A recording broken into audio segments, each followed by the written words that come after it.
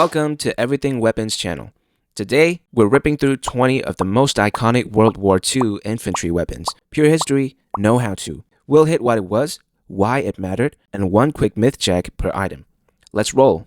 First up, the M1 Garand, America's semi-auto workhorse. While a lot of Americans and Japanese troops were still on bolt actions, US infantry had 8 rounds ready to go. Fast. It fed from an 8-round en-bloc clip and fired .30-06, 30 caliber standardized in 1906.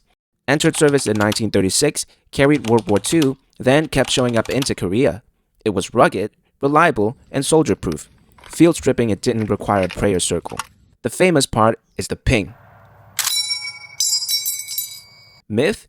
Enemies hear it and instantly rush you. Reality? Battle noise is chaos soup, and nobody's doing ammo math like a concert drummer. Plus, squads exist. Bonus pain tax, Garand thumb. The rifle bites newbies for fun.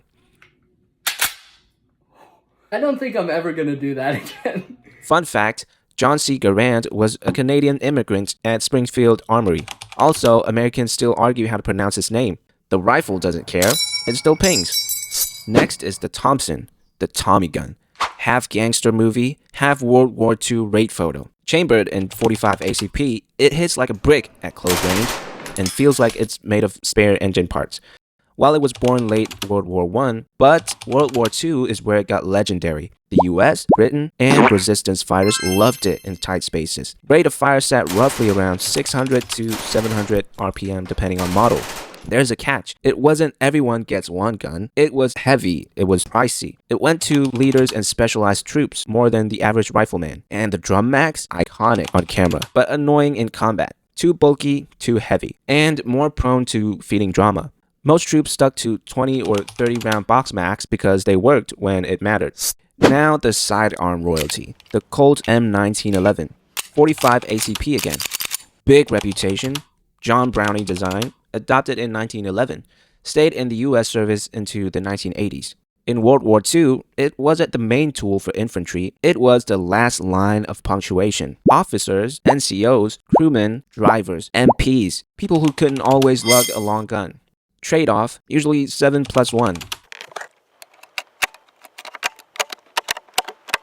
Not a lot, but it earned a name for reliability and practical accuracy.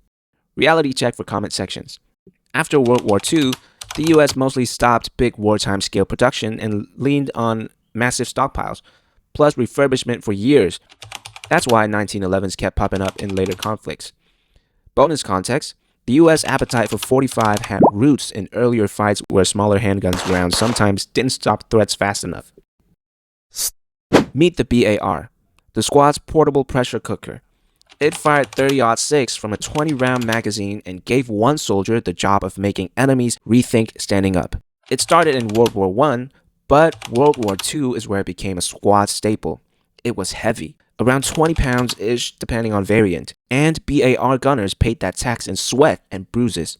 The M1918A2 ran fully auto only, with 2 cyclic rates, a slower one to conserve ammo, and a faster one for everything is on fire. And yes, a skilled gunner could still tap single shots, well, unofficially. Big limitation. 20 rounds vanished fast. Reloads were constant, but still it was mobile suppression without dragging a full machine gun rig around. Weird origin story. Early doctrine flirted with World War I walking fire. Very cinematic, but very inaccurate. Reality eventually turned it into a support weapon you actually wanted to hit things with. Infantry's anti-armor mood swing, the Bazooka. Officially the M1 rocket launcher, but the nickname won instantly. It came from comedian Bob Burns' homemade bazooka horn, because the launcher looked like the same goofy-ass tube. Entered service in 1942, early use startled the Axis enough that Germany rolled out its own answers, including the Panzerschreck. The M1 fired a 60mm shape-charged rocket. Penetration varied by rocket and angle, but it was enough to make World War II era medium tanks very nervous. What had changed wasn't magic, it was options. Infantry finally had a man-portable way to threaten armor without waiting on big guns to arrive. Quick lore kept honest. The bazooka was developed fast by a small team.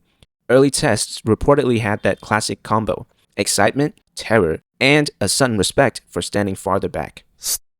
Germany's classic bold action, the Kar 98K.